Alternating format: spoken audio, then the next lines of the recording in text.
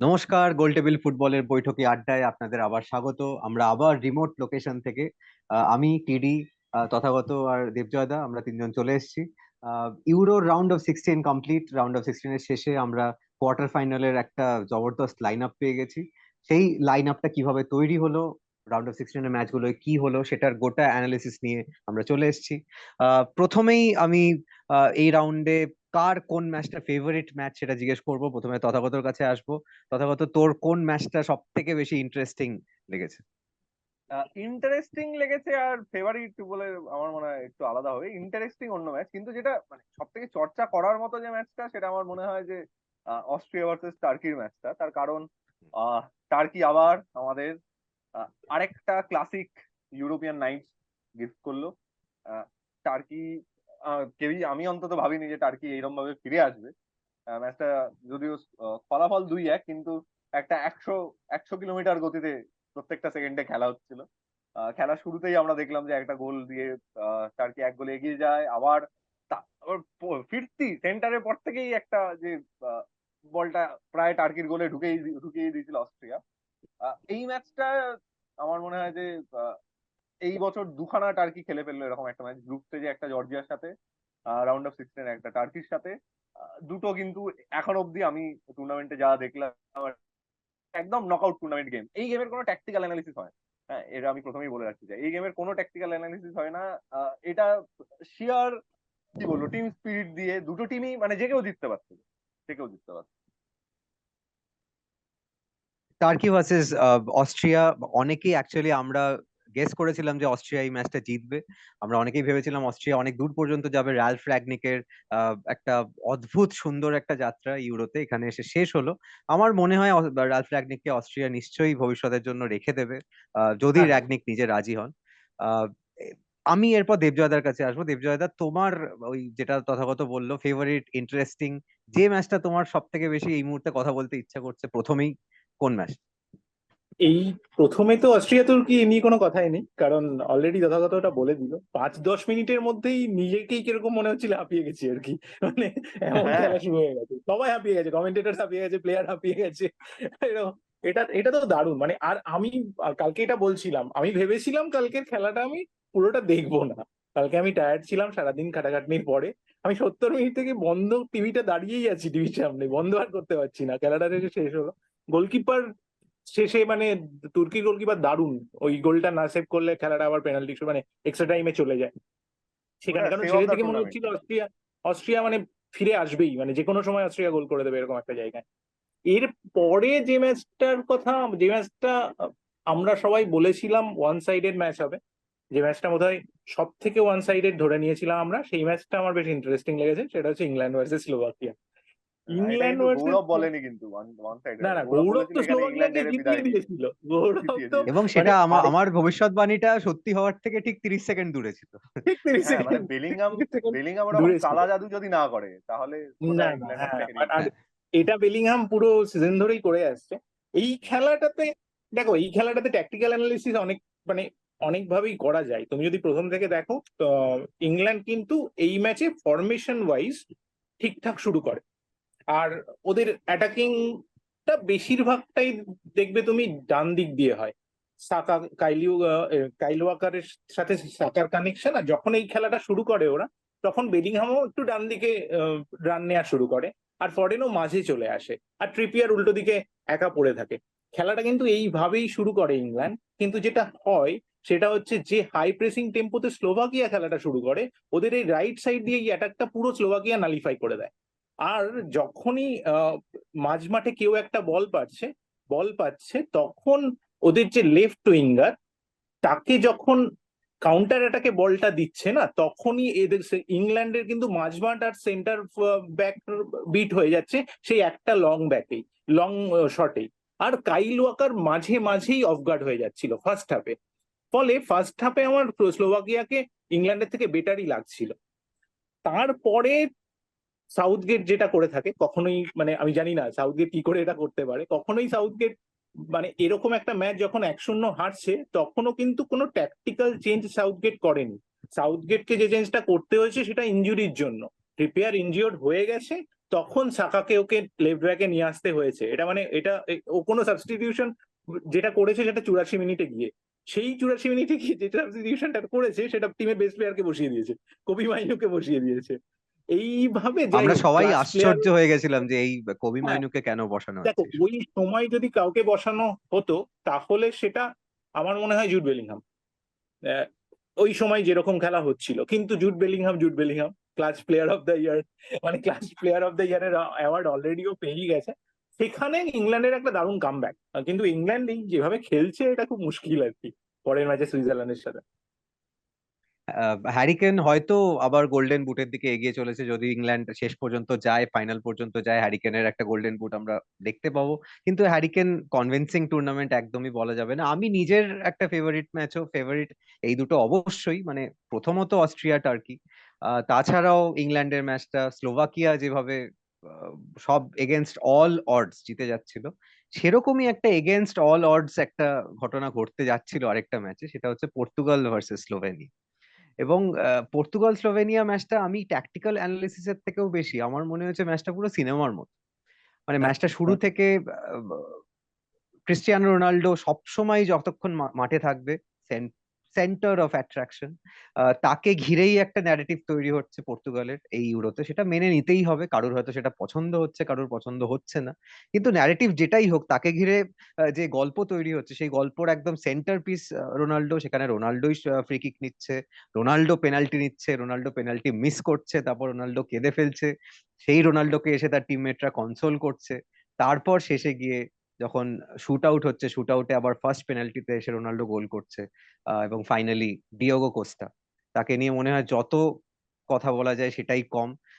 এই একটা পারফরমেন্সই হয়তো এনাফ, যদি পর্তুগাল ফাইনাল পর্যন্ত যায়, ডিয়েগো কোস্টাকে মোটামুটি গোলকিপার অফ দ্য টুর্নামেন্ট করে দেওয়ার। কারণ এইরকম আমার তো মনে পড়ছে না আমি শেষ কবে দেখেছি একজন গোলকিপার পেনাল্টি শুট আউটে টানা 3টে শট সেভ করছে, এবং কনভিন্সিং সেভ, একদম প্রপার অ্যান্টিসিপেশন, যে অলমোস্ট চুম্বকের মতো হাতে বল এসে আটকে যাচ্ছে, জানে কোথায় বল যাবে, কোন হাইটে বল যাবে। অবশ্য স্লোভেনিয়ার পেনাল্টি গুলো যে খুব ওয়েল টেকেন সেটাও বলা যায় না। তো এই পর্তুগাল স্লোভেনিয়া ম্যাচটা আমরা অলমোস্ট কেউ এক্সপেক্ট করিনি এতদূর যাবে, এবং যাওয়ার কথাও নয়। মেন টাইমে একটা পেনাল্টি পেয়ে পর্তুগালের হয়তো জিতে যাওয়ারই কথা, কিন্তু ওই সিনেমার মতো। এবং সেখানে আমরা দেখছি ক্রিস্টিয়ানো রোনাল্ডো ম্যাচের শেষে ইন্টারভিউ দিচ্ছে যে আহ, আমার ইউরো রিটায়ারমেন্ট থেকে ডিয়েগো কোস্তা বাঁচিয়ে নিল। আমি সেইখানেই দাঁড়িয়ে, দেবজয় দা তথাগত, তোমাদের একটু ক্রিস্টিয়ানো রোনাল্ডোকে নিয়ে যদি কিছু বলতে চাও, যদি গালি দিতে চাও সেটাও দাও। মানে আমি জানি সোশ্যাল মিডিয়াতে কি এখন নানা ধরনের ন্যারেটিভ চলছে, কোন ন্যারেটিভটা তোমরা বেশি গালি সাপোর্ট করো? দেওয়ার কোনো মানে গালি দেওয়ার কোনো কারণই নেই। এখানেই আমরা আলোচনা করেছি এর আগেও যে প্রথম ম্যাচে পর্তুগালের ক্রিস্টিয়ানো রোনাল্ডোই বেস্ট প্লেয়ার ছিল। সেখানে একটা দিন এখানে এসে আমার মনে হয় না ক্রিস্টিয়ানো রোনাল্ডোকে গালি দেওয়ার কোনো রকম মানে কোনো রকম যোগ্যতা এই বিশ্বে কোনো মানুষের রয়েছে। সেটা সেটা বাদ দাও তুমি। যেটা হচ্ছে আমার যেটা মনে হচ্ছে পর্তুগালের খেলাটা না একটু প্রেডিক্টেবল হয়ে যাচ্ছে। হুম। ওদের ওই ক্রস দেওয়ার কোনো ক্রিস্টিয়ানো রোনাল্ডোকে ইয়ে লক্ষ্য করে ওরা কিন্তু 30টার ওপরে ক্রস দিয়েছে এবং একটাও সাকসেসফুলি ডেলিভার হয়নি। মানে এই খেলাটা একটু ওদেরকে চেঞ্জ করতে হবে। মানে কোনো একটা টিম, আমার মনে হয় 30%-এর কম পজিশন ছিল স্লোভেনিয়ার স্লোভেনিয়ার এই এই ম্যাচে, তারপরেও কিন্তু পর্তুগালকে ফ্রাস্ট্রেটেড করে দিয়েছিল। তারপরেও দিয়েগো কোস্তার পেনাল্টি বাদ দাও, শেষ করে ওই শটটা দিয়েগো কোস্তা বাঁচিয়ে দিয়েছিল, যেটা পেপে অলমোস্ট দান করে দিয়েছিল। ওটা না হ্যাঁ, হলে হ্যাঁ, ম্যাচ ওখানেই শেষ হয়ে যায়। এবার ওইটাও একটা সেই অবিশ্বাস্য সেভ একদম। ফলে অবিশ্বাস্য সে অবিশ্বাস্য এই এই গেমটা তুমি এন্ড অফ দ্য ডে হয় বলতেই পারো ওব্লাক ভার্সেস দিয়েগো কোস্তার খেলা। কারণ ওব্লাকও একটা পেনাল্টিতে যেটা ওব্লাক বাঁচিয়েছে ওটা কিন্তু দারুণ সেভ। ক্রিস্টিয়ানো রোনাল্ডোর শটটা এমন নয় যে একটা লুজ শট ওব্লাকের হাতে চলে একদমই গেছে, নয়, ওটা একটা দারুণ অসামান্য সেভ। ইভেন ইভেন ফার্স্ট শটটাও পেনাল্টি শুট আউটে ওব্লাক ঠিক দিকেই চাপিয়েছিল। মানে অনেকদিন তো খেলেছে এক লিগে, অনেকদিন ধরে তো দেখছে, সেইটুকুনি এক্সপিরিয়েন্স তো রয়েছে। সেখানে বলতে গেলে পর্তুগালের খেলাটা আমার মনে হয় মার্টিনেজকে একটু চিন্তায় রাখবে। পর্তুগালের ওভারঅল খেলাটাতেই একটু সমস্যা হচ্ছিল, কারণ স্লোভানিয়া যাই বলো তুমি, স্লোভেনিয়া তো সেই রকম টিম না। এই পর্তুগালের টিম ট্যাকটিক্যালি টেকনিক্যালি অনেক এগিয়ে। সেখানে আর যদি তোমার রোনাল্ডোর সাথে গঞ্জালো রামোসকে একসাথে খেলানো যায়, যাতে স্কোরিং মানে আরেকটু বেশি স্কোরার থাকে টিমে, সেটার দিকেও ভেবে দেখা যেতে পারে। কেন, কারণ গঞ্জালো রামোস কিন্তু সেই হ্যাট্রিকটা করেছিল ওয়ার্ল্ড কাপে, তারপর থেকে প্রচুর প্রচুর গোল করেছে সারা সিজনে, ফলে সেটাও একটা ভাবার বিষয়। এই রবার্টো আমি মার্টিনেজকে নিয়ে আমি তথাগতকেও জিজ্ঞেস করব যে ট্যাকটিক্যালি মার্টিনেজ কোথায়, ওয়্যার ইজ হি গোয়িং রং, কোথায় ভুল করছে সেটা একটু যদি বলিস।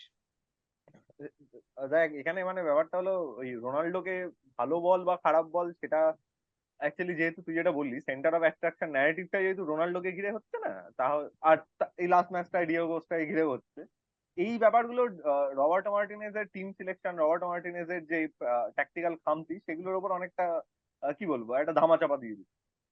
আমি পার্সোনালি মনে করি যে রোনাল্ডোকে আমি একদম ইউরোর যখন গ্রুপ স্টেজের আলোচনা হয়েছিল তখনও বলেছিলাম, এখনো বলছি, আমার মনে হয় যে রোনাল্ডোকে 60 মিনিটের পরে নামানো উচিত। আমি বলছি না যে একেবারে বাদ দিয়ে দাও, কিন্তু আমার মনে হয় গনজালো রামোসকে দিয়ে স্টার্ট করানো উচিত। রবার্টো মার্টিনেজের যেটা অসুবিধা হচ্ছে সেটা এই ম্যাচে গিয়ে খানিকটা আমার মনে হলো যে সেকেন্ড হাফে যখন অনেকগুলো চান্স তৈরি করছিল পর্তুগাল, সেই সময় এসে উনি কিছুটা বুঝতে পারলেন। সেই সময় যখন ও ভিটিনিয়াকে তুলে নিয়ে আরেকটা অ্যাটাকিং মিডফিল্ডার নামালো, তখন আমার মনে হলো যে খেলাটা অনেক বেশি খুলে গেল। কিন্তু আমার মনে হয় যে স্লোভেনিয়ার ম্যাচে কি করেছে সেটা নিয়ে আর আলোচনা করে লাভ নেই, তার কারণ এর পরে যাদের সাথে ওদের খেলা, তাদের সাথে সম্পূর্ণ অন্যভাবে খেলতে হবে। এবার আমার মনে হয় না রবার্টো মার্টিনেজের ট্যাকটিক্যালি সেই অ্যাকিউমেন্টটা আছে যেটা দিয়ে ম্যাচ বার করে নেওয়া যাবে। যখন ফ্রান্স ভার্সেস পর্তুগাল ম্যাচটা আসবে তখন আমি আরেকটু ডিটেলে যাব। হ্যাঁ, আমরা সেই লুকিং ফরওয়ার্ড, সেই আমরা কোয়ার্টার ফাইনাল নিয়েও আজ কথা বলবো। কিন্তু ফ্রান্সের কথায় আসার আগে আমার মনে হচ্ছে যে এই রাউন্ডের শেষেও যদি এখনো, যেটা আমরা আগেও গ্রুপ স্টেজের শেষে বলছিলাম, যে দুটো টিমকে এখনো সব থেকে কনভিন্সিং লাগছে তারা হয়তো জার্মানি এবং স্পেন। স্পেনের খেলা নিয়ে পার্সোনালি আমি ট্যাকটিক্যাল অ্যানালিসিস তোদের উপরেই, তোমাদের উপরে ছেড়ে দেবো, কিন্তু মানে মন ভরে যায় স্পেনের এই খেলা দেখে। মনে হয় যে এই স্পেনকে হারানো হয়তো একটা দুর্বিষহ কাজ হবে, একটা অসম্ভব কাজ এই স্পেনকে হারানো, যদি তারা নিজের 70, 80 বা 90% পর্যন্ত পৌঁছতে পারে নিজের দিনে। আর জার্মানিও তাই ভীষণ ক্লিনিক্যাল, 2-0 একটা জয় ডেনমার্কের বিরুদ্ধে। ডেনমার্ক কিন্তু একদমই ফেলে দেওয়ার মতো টিম নয়, তাদের 2-0 হারিয়ে দিচ্ছে। স্পেন জর্জিয়ার মতো টিম, যারা এত স্পিরিটেড পারফরমেন্স দিয়েছে, 1-0 এগিয়ে যায় শুরুতে। সেখানে সবাই আমরা একটা চমকে গেছিলাম, কিন্তু সেই চমককে অনেকটা প্রশমিত করে স্পেন সুন্দর একটা 4-1 থাম্পিং ভিক্টরি। এই জার্মানি স্পেন এই দুটো টিমকে নিয়ে কি বক্তব্য? আমি প্রথমে তথাগতর কাছে আসবো, কি বলবি এই দুটো টিমকে? একটু আমরা যখন গ্রুপ স্টেজের অ্যানালিসিস করেছিলাম, যখন প্রেডিকশন করেছিলাম, তখনও কোয়ার্টার ফাইনালে এই দুটো টিমের দেখা হয়েছিল এবং আমরা বলেছিলাম যে এটা একটা ফাইনাল হওয়ার মতো একটা ম্যাচ। কারণ টুর্নামেন্টের আগে থেকেই এরা যে ফুটবলটা খেলছিল এই দুটো টিম, আমাদের মনে হচ্ছিল যে এরা বোধহয় ফাইনালে যাওয়া ডিজার্ভ করে, এবং আমার মনে হয় যে এই ম্যাচ থেকে যে জিতবে সে তাদের একজন ফাইনালে যাবে। এবং এই ম্যাচটা প্রেডিক্ট করা একটু কঠিন, কারণ স্পেন, আমরা যে ধ্রুপদী স্পেনকে 2008 থেকে দেখে আসছি, স্পেন কিন্তু আমরা বারবার বলছি সেই স্পেন নয়।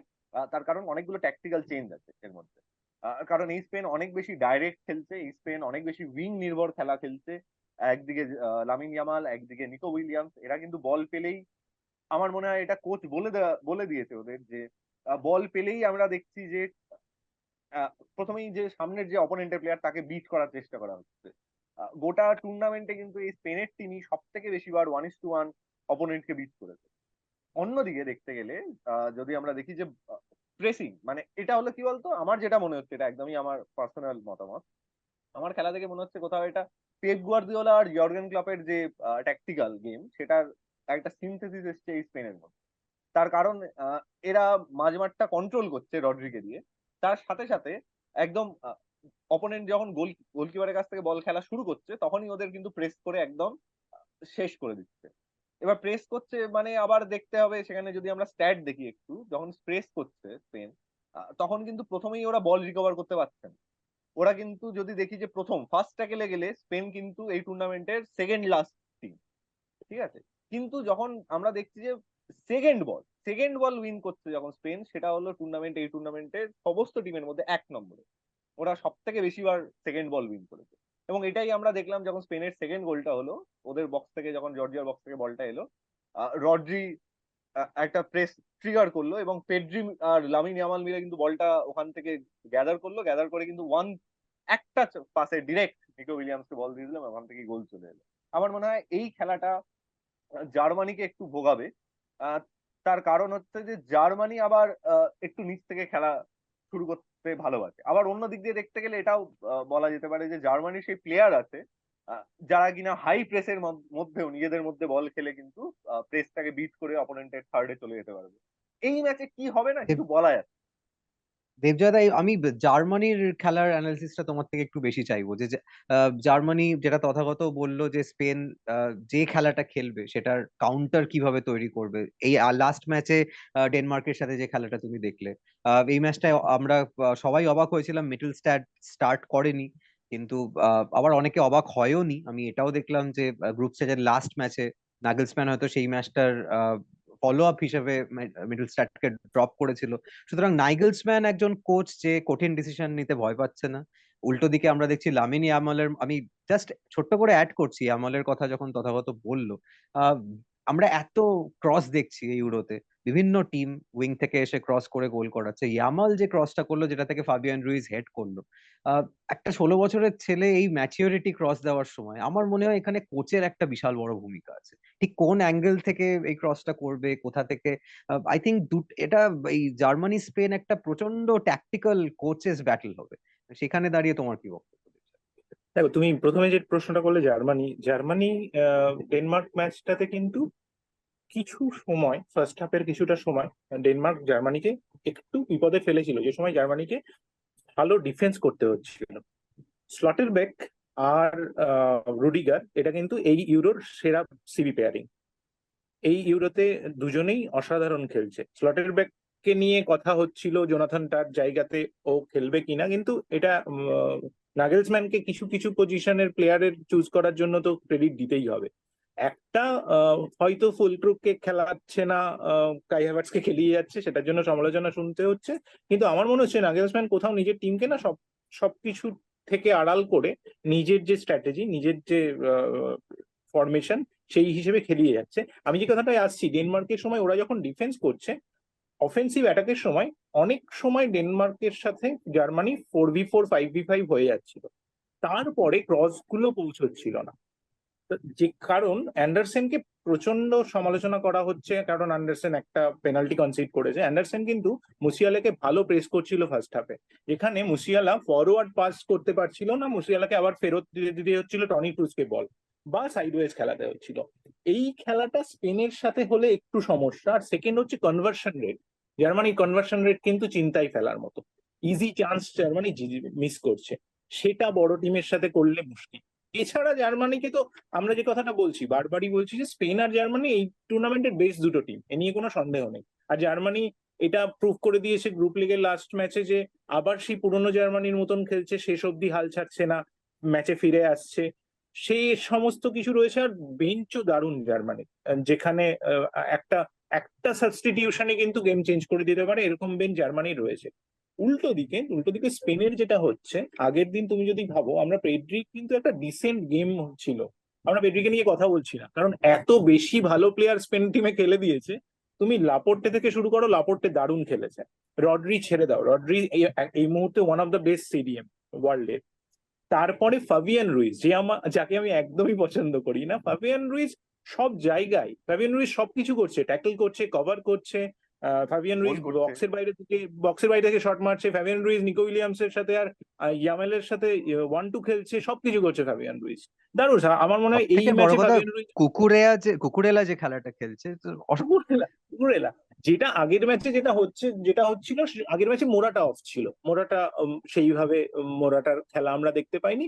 কিন্তু ওই যেটা তথাগত বললো, এই ম্যাচটাতে কনভার্ট করতে হবে, যেটা কিন্তু স্পেন করতে পারছে, সেটা জার্মানিকে দেখতে হবে। কাই হাভার্টস প্রচুর গোল মিস করছে, মানে এটা অস্বীকার করার কোনো জায়গা নেই। কাই হাভার্টস প্রচুর ইজি গোল মিস করছে, সেটা করা যাবে না। আর একটা হচ্ছে এই স্বাধীনতাটা যেটা নিকো উইলিয়ামস আর লামিন ইয়ামাল পাচ্ছে, এটা দেখতে ভালো লাগছে। মানে বাচ্চা দুটো ছেলে, 17-18 বছর বয়স, তারপরেও এদেরকে টেক অন করতে দিচ্ছে, যেটা কিন্তু সাউথগেট ফরেনকে করতে দিচ্ছে না। তুমি যদি ভালো করে খেলা দেখো, সাউথগেটের স্ট্র্যাটেজি আর স্পেনের স্ট্র্যাটেজির কিন্তু ডিফারেন্সটা এখানে। ইংল্যান্ডেও সেম এবিলিটির প্লেয়ার রয়েছে, সেম ক্রিয়েটিভ প্লেয়ার রয়েছে, কিন্তু if not better. If not better, এবং কিন্তু ইংল্যান্ডের স্ট্র্যাটেজি সেটা না যেটা স্পেন খেলছে। সেখানে স্পেনের খেলাটা আমরা এনজয় করছি। এবার একটা দারুণ, মানে আমার মনে হচ্ছে এটা, এবার দেখো, আমরা তো ভেবেছিলাম ফ্রান্স ভার্সেস বেলজিয়ামটা হয়তো রাউন্ড অফ 16-এর সেরা গেম হবে, সবচেয়ে বোরিং গেম ওটাই হয়েছিল। তাহলে জার্মানি স্পেনটা, কিন্তু জার্মানি আর স্পেন যেরকম খেলছে তাতে এটা একটা মানে দারুণ ম্যাচ হচ্ছেই। না, সবচেয়ে জার্মানি বড় স্পেন কথা মরাতার কথা ম্যাচটা তুমি যখন আমি বললে। আরেকটা কথা আহ বলতে চাই। হ্যাঁ, ঠিক আছে, বল। হ্যাঁ, জার্মানি স্পেন ম্যাচটায় যেটা আমার মনে হয় যে প্রচন্ড ক্লিশে একটা কথা, সেটা এই ম্যাচের ক্ষেত্রে প্রচন্ড খাটে।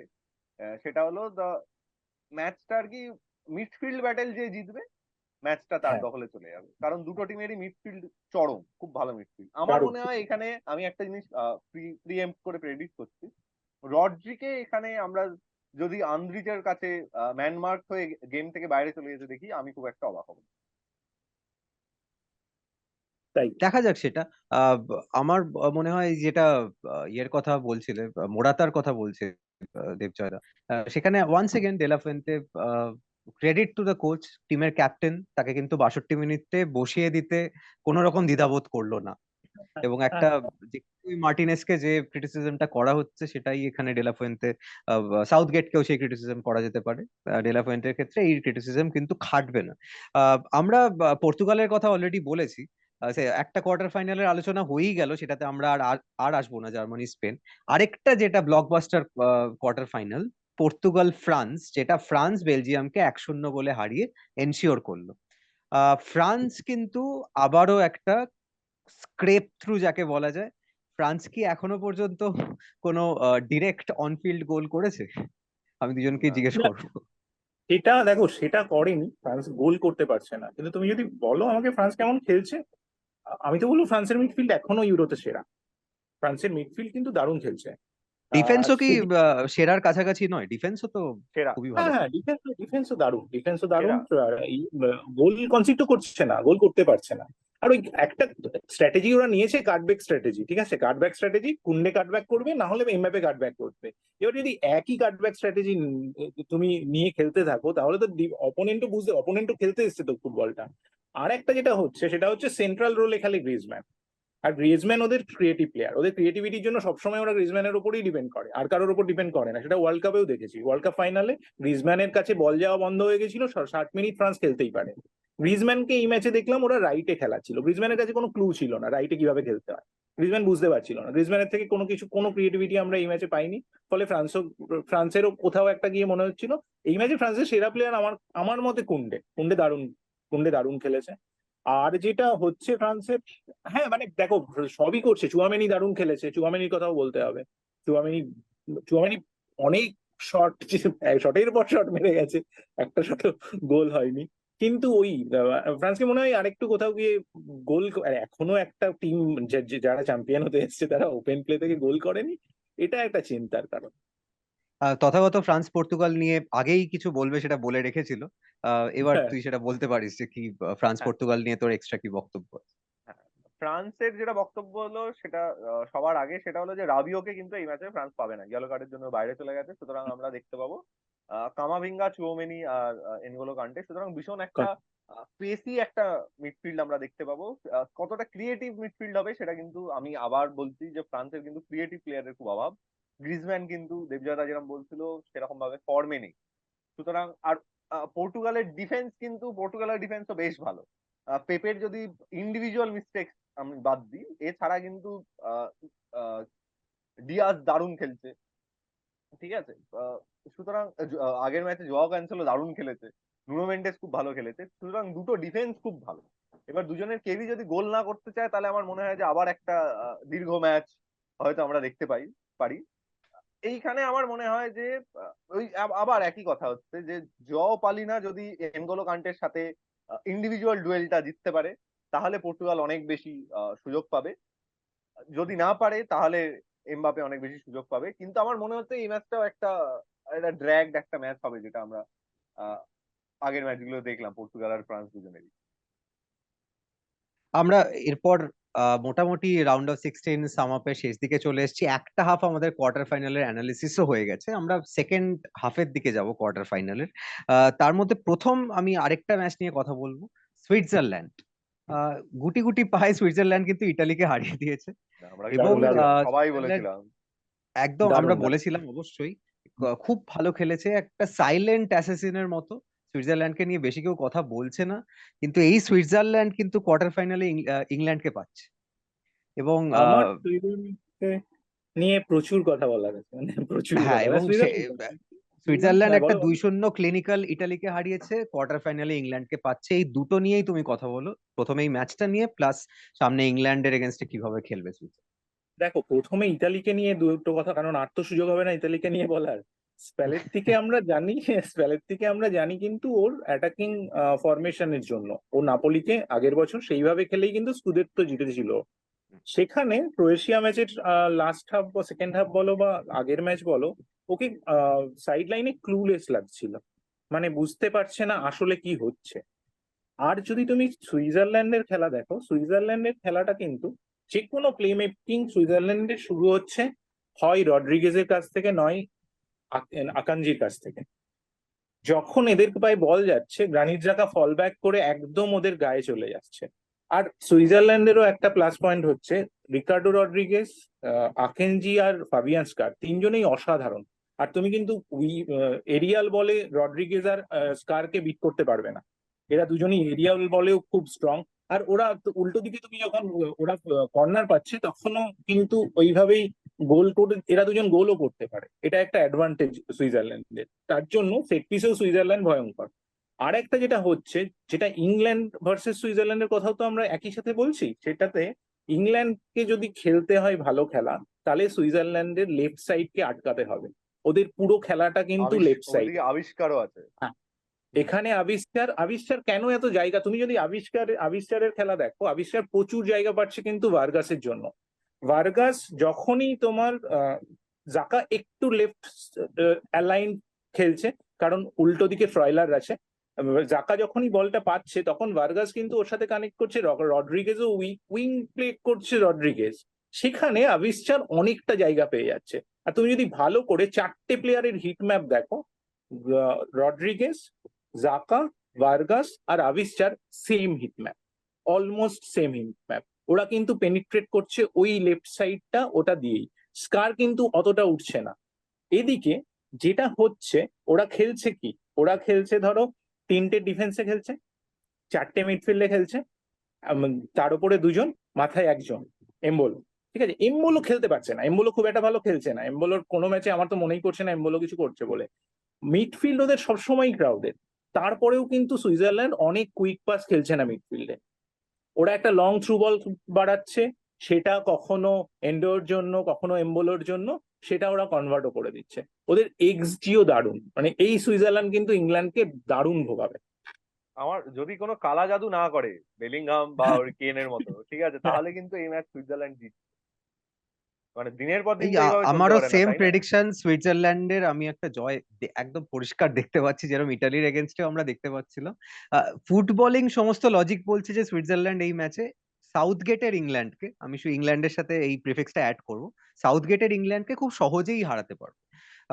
তথাগত তোর কি কিছু অ্যাড করার আছে এই না না না, সুইজারল্যান্ডের নির্জলা খেলা নিয়ে? দারুণ দারুণ অ্যানালিসিস করে দিয়েছে, আমার আর হ্যাঁ, আমি একদমই তাহলে কিছু বলার যদি নেই। তোরা এটাতে অ্যাড না করার থাকে, তাহলে আমরা শুরু করেছিলাম টার্কির ম্যাচ দিয়ে, টার্কি অস্ট্রিয়া ম্যাচ দিয়ে। টার্কি কোয়ার্টার ফাইনালে যাকে ফেস করবে, নেদারল্যান্ড। নেদারল্যান্ড যখন গ্রুপ স্টেজে থার্ড হয়েছিল, তখন নেদারল্যান্ডকে অনেক ক্রিটিসিজম শুনতে হয়েছিল, ডিফেন্স ভালো খেলছিল না, ভ্যানডাইকের উপর একদম স্বাভাবিকভাবেই খুব ক্রিটিসিজম নেমে এসেছিল। সেই সুইজারল্যান্ড অ্যাকচুয়ালি অস্ট্রিয়াকে পাওয়ার কথা, এই সরি, সেই নেদারল্যান্ড অ্যাকচুয়ালি অস্ট্রিয়াকে পাওয়ার কথা, একটা রিম্যাচ হওয়ার কথা গ্রুপ স্টেজে, সেটা না হয়ে টার্কিকে পাচ্ছে। নেদারল্যান্ড কিন্তু 3-0 গোলে এই রাউন্ড অফ 16-এর ম্যাচে রোমানিয়াকে হারিয়েছে। নেদারল্যান্ড কি একটা ডার্ক হর্স, মানে নেদারল্যান্ড কি সবাইকে সারপ্রাইজ করতে পারে? কারণ 3-0 thumping score line. Dark horse versus darker horse এর খেলা হচ্ছে, কে বেশি কালো ঘোড়া সেটা এই ম্যাচে বোঝা যাবে। ঠিক আছে, আহ, দেখ তুর্কির সাথে যেটা নেদারল্যান্ডস কে করতে হবে সেটা হলো যে ডিফেন্স নিয়ে যেরকম ওদের কথা শুনতে হচ্ছিল, ডিফেন্স কিন্তু রোমানিয়া ম্যাচেও খুব একটা ভালো আমার মনে হলো না। কারণ শুরুর 10 মিনিটে রোমানিয়া যা চেষ্টা করার করেছে, তখনই কিন্তু ডিফেন্সকে বেশ নড়বড়ে লাগছিল। গোলটা যেহেতু নেদারল্যান্ডস একটু আর্লি পেয়ে গেছিল, ওই জন্য আর রোমানিয়াকে আর কিছু ওরা আর কিছু করতে পারে। এইটা নেদারল্যান্ডসকে যদি টার্কি ম্যাচে যদি ওরা করতে পারে যে আগে আগে গোল করে ফেলছে, কারণ অ্যাটাকিং যে কি বলবো, অ্যাটাকিং যে খেলা নেদারল্যান্ড, সেটা আমার মনে হয় যে খুব একটা আমার বলার কিছু নেই। একদম সেম কিন্তু স্টার্টিং একটা লাইন একটা আপ আমি প্রশ্ন দেখতে আমি ছোট পাচ্ছি। মাঝে অ্যাড করে দেবো, তুই তারপর আবার কন্টিনিউ কর, যে কোডি গ্যাকপো কি এই মুহূর্তে প্লেয়ার অফ দ্য টুর্নামেন্ট হওয়ার একদম একটা রেসে আছে? হ্যাঁ, কোডি গাকপো আমার মতে, কোডি গাকপো, এনগোলো কান্টে আর গ্রানিট জাকা, এই তিনজন আমার মতে প্লেয়ার অফ দ্য টুর্নামেন্ট হওয়ার দাবিদার। যেহেতু ফাবিয়ান রুইজ অনেক বেশি গোল করছে, অ্যাসিস্ট করছে, আমার মনে হয় ফাবিয়ান রুইজ হয়তো পেয়ে যেতে পারে। কিন্তু আই টেস্টে, চোখের টেস্টে আমার মনে হয় এই তিনজন আমার একদম টপের দিকে থাকবে। এবং সমস্ত অ্যাটাক কিন্তু কোডি গাকপো আর মেম্ফিস ডেপায়ের দিক দিয়ে যাচ্ছে। ডেপায় যদি একটু কোডি গাকপোর মতো ফিজিক্যাল হতে পারে, তাহলে কিন্তু নেদারল্যান্ডস একাধিক গোল করতে পারবে। কারণ চান্স ওরা ক্রিয়েট করছে। জাভি সিমন্স খুব ভালো খেলছে, আগের দিন রাইঞ্জার্স খুব ভালো খেলেছে। মিডফিল্ডে ওদের শাউটেন আছে, যদি সেটাও কাজ না করে গ্রাভেনবার্চ আছে। মিডফিল্ড এবং অ্যাটাক নিয়ে আমার তেমন কিছু বক্তব্য নেই। ডিফেন্সে আরো স্ট্রং আমি দেখতে চাই, আরো ভালো ডিফেন্স করতে ওরা দেখতে চাই। আগের দিন ডেভরাই খুব ভালো খেলেছে, আগের দিন ডেনজেল ডামফ্রিজ খুব ভালো খেলেছে। ভ্যান জ্যাককে কিন্তু আমার এখন একটু শেকি লাগছে, আমি জানি না কি সমস্যা আছে। অন্যদিকে যদি আমি টার্কির দিকে দেখি, টার্কি কিন্তু একটা প্রচন্ড ফ্রি ফ্লোয়িং ফুটবল খেলছে। হ্যাঁ, আর্ডা গুলারকে মানে ভাবা যায় না। আর্ডা গুলার, আমরা লামিন ইয়ামালকে নিয়ে কথা বলছি এবং একদম এল ক্লাসিকো এখানেও 16 বছরের লামিন ইয়ামাল, 18 বছরের আর্ডা গুলার, রিয়াল মাদ্রিদ, বার্সেলোনা, আর্ডা গুলার কিন্তু ধ্বংস করে দিচ্ছে, ফুল ফোটাচ্ছে। মাঝ মাঠে যদি জায়গা দেয়, যেটা নেদারল্যান্ড বারবার দিচ্ছে অপোনেন্টদের, আর্ডা গুলার যদি সেই জায়গা পায়, ভয়ঙ্কর ভয়ঙ্কর হচ্ছে। এই ম্যাচে কিন্তু টার্কি আবার হাকান চালানগুলোকে ফিরে পাবে, সুতরাং ওদের ক্রিয়েটিভ আউটপুট আরো বেশি হবে। এই ম্যাচটা আবার একটা 100 কিলোমিটার গতির ম্যাচ যদি হয়, আমি খুব একটা অবাক হব না। কিন্তু আমার মনে হয় যেহেতু ইন্ডিভিজুয়াল ব্রিলিয়েন্স নেদারল্যান্ডের বেশি, ইন্ডিভিজুয়াল ব্রিলিয়েন্স আমার মনে হয় ফারাক করে দেবে। এই ম্যাচটা আবার একটা হাই স্কোরিং ম্যাচ হবে এবং নেদারল্যান্ড শেষমেশ জিতবে। এবং টার্কিকে আমরা দিনের পর দিন হারাতেও হারাতে পারছি না, কারণ টার্কিকে বারবার আমরা বলছি যে এই ম্যাচে টার্কির শেষ। কিন্তু আমার এবার কেন জানি না মনে হচ্ছে যে টার্কি আবার আমাদের ভুল প্রমাণ করবে। আর একটা চূড়ান্ত টার্কির ম্যাচ মানে এটা ফ্র্যান্টিক ম্যাচ, একটা পাগলামি অন্যরকম। ফাইনাল একদম শর্ট। আমি সবার থেকে ছোট্ট প্রেডিকশন চাইবো। Spain Germany. আহ কার কি প্রেডিকশন? এই তো দেবজয়দা যা বলবে তাই, গুরুদেব যা বলবে। এইটা জার্মানি জার্সিটা কি বলেছিলাম, বলছে? এইটা জার্মানি বলেছিলাম প্রথমে, এখন না আর বলতে পারছি, মানে এখন আমারও মনে একই হচ্ছে অবস্থা, আমি তো জার্মানিকে চ্যাম্পিয়ন করেছি, কিন্তু আমার এই ম্যাচটা কেমন স্পেন স্পেন লাগছে। এখন মনে হচ্ছে স্পেন স্পেন লাগছে। হ্যাঁ মানে আমার মনে খেলাটা হচ্ছে একটু এই ম্যাচটা জার্মানি জার্মানি জিতে যাবে। জার্মানি জিতে যেতে পারে, দেখো না জেতার কোনো আমার কারণ প্রেডিকশন নেই। জার্মানি। মাস্টার ক্লাস আমি দেখছি। আমার প্রেডিকশন আমার জার্মানি। প্রেডিকশন জার্মানি, তবে আমিও কিছু বলা প্রেডিকশন সেম রাখছি। সম্ভব না। হুম। আচ্ছা, আচ্ছা, তিনজনই পর্তুগাল ফ্রান্স। পর্তুগাল এইটা ফ্রান্স বলা খুব, আমি আমার বলছি মনে হচ্ছে ফ্রান্স। পর্তুগাল। আমারও মনে হচ্ছে পর্তুগাল। আমিও অ্যাকচুয়ালি পর্তুগালের দিকে ঝুঁকে আছি। ইংল্যান্ড সুইজারল্যান্ডে আমি শুরু করছি আমরা সুইজারল্যান্ড। সবাই সুইজারল্যান্ড, আমরা সবাই সুইজারল্যান্ড সবাই এমবাপ্পেকে এটা। আমরা সবাই এমবাপ্পেকে গোল্ডেন বল দিয়েছিলাম, ঠিক আছে? আর ওই জন্য ফ্রান্সকে জেতাতে হবে আমাকে। বলো পরেরটা, বলো। ইংল্যান্ড না, সুইজারল্যান্ড ইংল্যান্ড জিতবে, সুইজারল্যান্ড জিতবে, সুইজারল্যান্ড, সুইজারল্যান্ড ইংল্যান্ড জিতবে। ফুটবলের সুইজারল্যান্ডে স্বার্থে তাহলে ইংল্যান্ডকে হারতে ইউনানিমাসলি হবে। সুইজারল্যান্ড। হ্যাঁ হ্যাঁ ফুটবলের স্বার্থে ইংল্যান্ডকে হারতে হবে। আর নেদারল্যান্ড টার্কিতে আমার নেদারল্যান্ডের নেদারল্যান্ডস। উপর বাজি, কিন্তু অবশ্যই আমার মনে হয় এখানেও ইউনানিমাসই হবে। যদিও নেদারল্যান্ড। নেদারল্যান্ডস। তথাগতর মুখে আমি একটা ব্যাকা হাসি দেখতে পাচ্ছি, ওর মনটা বলছে টার্কি, কিন্তু ও শুরু থেকে ঠিক করে রেখেছে এবার ইউরোতে টার্কিকে কোনোভাবেই ডার্ক হর্সও না, বলবে না, কোনোভাবেই সাপোর্ট করবে না, সাপোর্ট না করে জিংস করে জেতাবে টার্কিকে। আর দেখা যাক তথাগত সেটা জেতাতে পারে কিনা। সেমিফাইনালের কি লাইন আপ হয়। আমরা আবার কোয়ার্টার ফাইনালের রাউন্ড আপ, সেমিফাইনালের লুক ফরওয়ার্ড নিয়ে ফিরে আসবো। আপনারা সবাই চোখ রাখুন, এখন আর কোনো ছোট টিম বাকি নেই, সব বড় টিম। এবং ইউরোর কোয়ার্টার ফাইনাল আমরা অধীর আগ্রহে অপেক্ষা করছি। আমাদের ডেসক্রিপশন বক্সে সমস্ত সোশ্যাল মিডিয়া হ্যান্ডেলস আছে, আপনারা ফলো করুন, আমাদের ভিডিওগুলো লাইক কমেন্ট শেয়ার করুন এবং আমাদের পরবর্তী ভিডিও পর্যন্ত আমাদের সঙ্গে থাকুন।